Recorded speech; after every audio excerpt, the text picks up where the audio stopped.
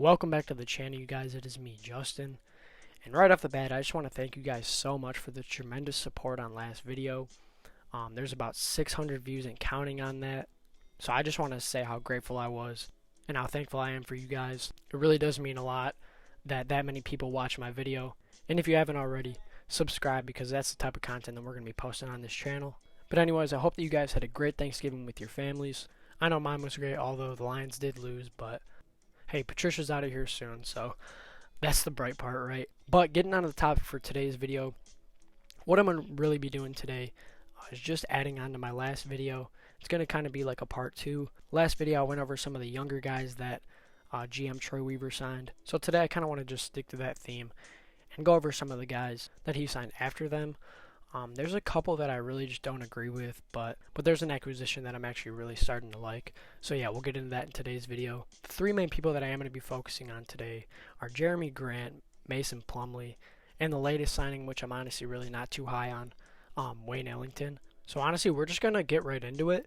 I'm going to start off by talking about Wayne Ellington first. Kind of just want to get this guy out of the way because really I'm not high on this signing really at all. I just feel like this is a guy that who is known as a three-point shooter.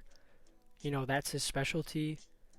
But lately, he hasn't been great at that. And a veteran three-point shooter is just not something that I think that this team needs. I really like the direction that we were going, just in the way that how young that we were getting. And I just feel like this signing kind of just takes away from some of the other guys like Zaire Smith, who I'm actually hearing might get cut, which I feel like is going to be that'll just be so bad. I will not like that at all. Especially if you keep a guy like Wayne Ellington over him.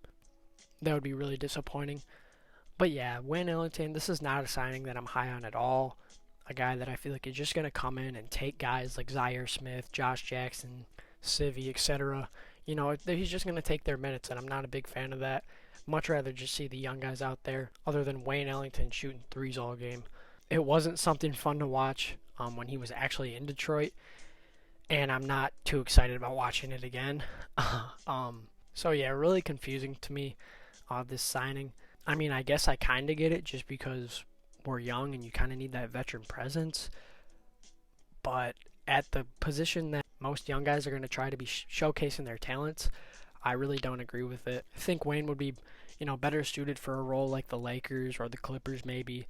Just somewhere where he can get a few minutes a game, come and make a few threes, and be serviceable.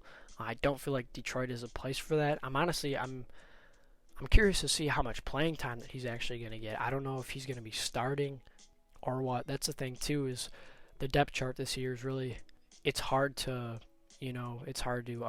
predict it and say an actual, lineup just right. But yeah, like I've been saying, not a big fan of this signing at all. Would much rather see the young guys playing over Wayne Ellington. So the next signing that GM Troy Weaver made was going out and getting big man Mason Plumlee from the Denver Nuggets. Me personally, when I first seen this signing, I thought that this was just an awful signing. I mean, just straight awful. I mean, you take a center in Isaiah Stewart, with the 16th overall pick, that must mean that you have pretty high promise in a guy. And also, not to mention, at this time, they still had Tony Bradley and Dwayne Dedmon on the squad. So I was just really confused at that point. But as time kind of went by, I started to think that this signing wasn't truly awful.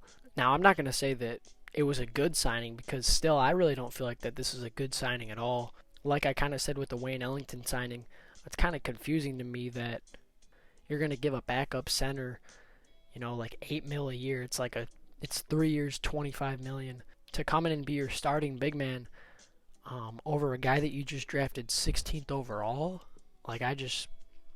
I'm really not too fond of that idea.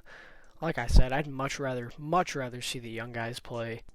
But Mason Plumlee, he's definitely a solid NBA center. This is a guy that's going to come in and give you, at least 6 points and 6 boards. So we'll see what he can do in the D. He's not going to be a top option on offense, but the defense is pretty much there. He's a serviceable big man to put next to Blake Griffin. And yeah, I'm sure that he'll play just fine. His contract is only 3 years, so I'm sure we'll just ride that out and then not pay him the next free agency. But yeah, all in all, my thoughts on this signing are not too high. I really don't like it. like I said, I'd much rather be seeing the young guys play. Last but definitely not least, the final signing that we're going to be talking about today is the Jeremy Grant signing. Now, when I first seen this on my Twitter, I really wasn't too high on the signing. Felt like we kind of overpaid for a guy like Jeremy Grant, but kind of like the Plumlee signing. As time went on, I got way more warmer to this idea as I just started to kind of watch Jeremy Grant play, just see the way that he plays defense and just the tenacity that he brings. I really like this signing. I feel like this is a guy that can come in and implement what Detroit basketball is. You know, he's a tough defender and he's serviceable on the offensive end too. And this is a guy that really wasn't a top option on his past teams. So that's another thing to look out for, is just how he's going to be utilized in this offense. But really, just going back to the money part of it, like I said, when I first seen it, I really wasn't too big of a fan on the signing just because I felt like we were kind of overpaying. But as I seen how guys like Davis Bertans and Joe Harris were getting paid, I feel like it was a pretty decent contract. It's 3 years, $60 million, so it's $20 million a year. But for a guy that was scoring 12 points on a Denver Nuggets team coming off the bench, I feel like that's really impressive to do. And the way that he gets his buckets is nice too. When you watch him play, you know, he's got some decent handles for a guy his size. He's about 6'9", but yeah, he can handle the rock, and he's actually been shooting the ball pretty well these past few years too, which is actually really big, you know, just to go along with his defense. But yeah, he's been really solid on the offensive end these past few years, and then obviously on the defensive end, he has just been amazing. This playoff run guarding guys like Kawhi Leonard, Paul George, LeBron James, you know, Anthony Davis, he had some really tough defensive matchups.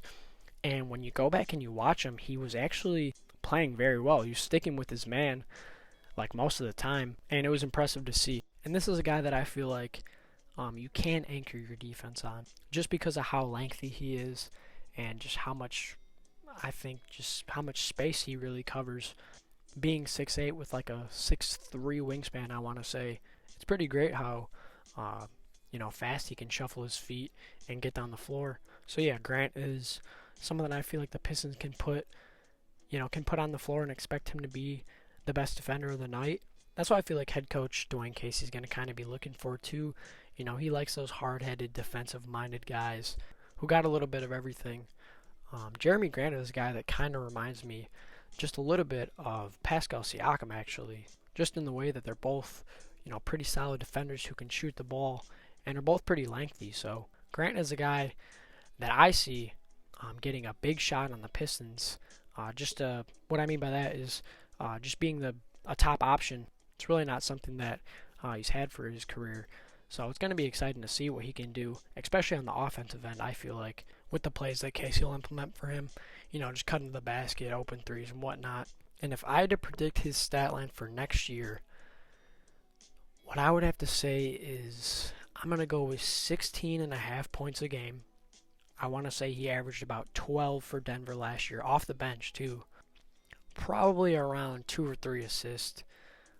And then just with him getting more and more minutes, I'll say about like 7.5 rebounds a game. He's always been like all right in that category. He's a pretty good boxer outer, if you will. But with him being just a little bit undersized for his position, his rebounding numbers do not look the greatest for his career.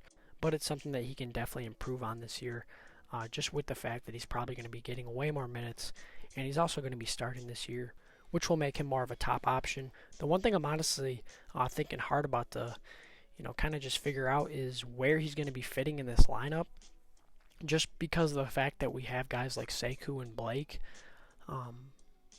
Obviously, Plumlee, I feel like, is going to be starting at center this year, and then I feel like it can be Blake at the 4, and then probably Grant at the 3 this year, I want to say. That's how I see it. But yeah, it'll definitely be interesting. Really excited about a guy like Jeremy Grant in Detroit. Kind of just what I went over in this video. He's a hard-headed, defensive-minded, defensive-first, guy that can get you a bucket here and there. His offensive game is actually very nice. It's actually kind of underrated in my opinion, just with the way that he can move the ball, with how lengthy he is and stuff. But you guys already know that because I went over it. But if you guys enjoyed this video, please, if you don't mind, just drop a like on it. Drop a comment too if you want. Interact. I want to get to know you guys some more. Get involved in my community a little bit more. So without further ado, if you guys made it this far, I want to thank you so much for watching. I truly do appreciate it. And I'll catch you guys in the next one. Peace.